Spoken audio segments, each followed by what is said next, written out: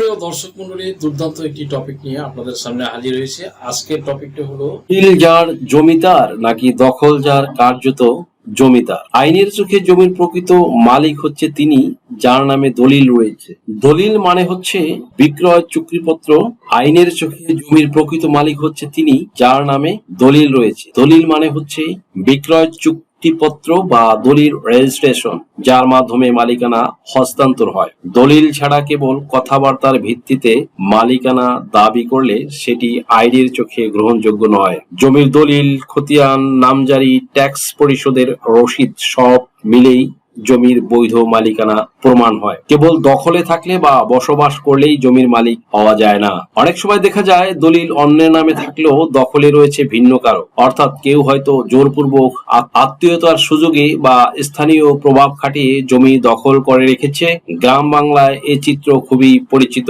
এই পরিস্থিতিকে বলা হয় দখল ভিত্তিক মালিকানা দাবি, যা কার্যত বেশ জটিল ও বিবাদপূর্ণ। দীর্ঘদিন ধরে কেউ যদি দখলে থাকেন এবং প্রকৃত মালিক কোনো পদক্ষেপ না নেন, তাহলে ওই ব্যক্তির অধিকার দাবি করতে পারে সত্ত্ব সুরক্ষা অ্যাডভার্স পসেশন আইনের অধীনে, যদিও তা প্রমাণ করা কঠিন। আইন যা বলে, সুনির্দিষ্ট প্রতিকার আইন 1877 ধারা 8, এই ধারায় বলা হয়েছে যে ব্যক্তি অন্যায়ভাবে জমি থেকে উৎখাত হয়েছে সে ব্যক্তি তার দখল পুনরুদ্ধারের জন্য আদালতের শরণাপন্ন হতে পারেন। অর্থাৎ মালিকানা থাকা সত্ত্বেও যদি কাউকে বেআইনিভাবে জমি থেকে উচ্ছেদ করা হয় বা দখল থেকে সরিয়ে নেওয়া হয়, তবে তিনি আদালতে মামলা করতে পারবেন এবং জমি পুনরুদ্ধার করতে পারবেন। জমি পুনরুদ্ধারের 4টি গুরুত্বপূর্ণ শর্ত, কিন্তু এই ধারা অনুসারে মামলা করতে হলে 4টি মূল শর্ত পূরণ করতে হবে। আপনি জমির প্রকৃত মালিক কিনা। জমির মালিকানা প্রমাণ করার জন্য প্রয়োজন হবে বৈধ দলিল, খতিয়ান, নামজারি কাগজ ও ট্যাক্স পরিশোধের প্রমাণপত্র।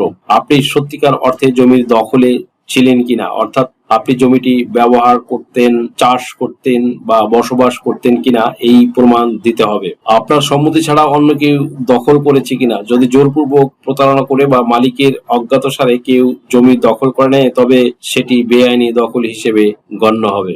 12 বছরের মধ্যে মামলা করা হয়েছে কিনা। জমি বেদখলের 12 বছরের মধ্যে মামলা না করলে আপনার মালিকানা দাবি প্রেসক্রিপটিভ রাইট এর মাধ্যমে হুমকির মুখে পড়তে হবে।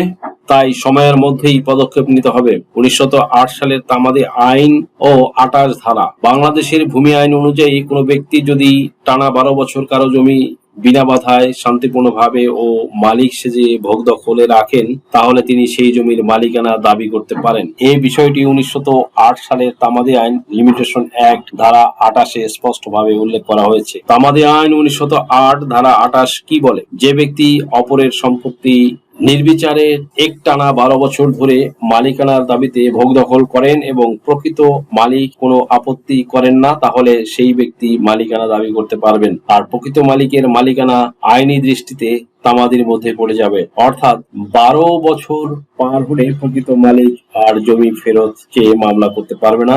এতে জমির মালিকানা দখলদার ব্যক্তির হাতে চলে যেতে পারে।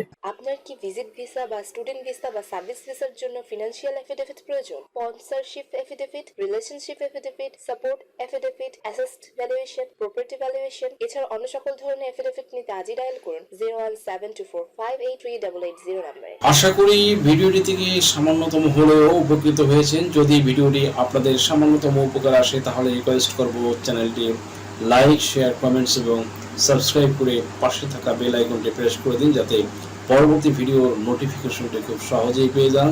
সো আজকের মতো এখানে শেষ করছি। দেখা হবে অন্য কোনো দিন, অন্য কোনো ভিডিওতে, অন্য কোনো আইনি কন্টেন্ট নিয়ে। সেই পর্যন্ত সকলে ভালো থাকুন, সুস্থ থাকুন, নিরাপদে থাকুন। আবারও সবাইকে ধন্যবাদ জানিয়ে এখানে শেষ করছি।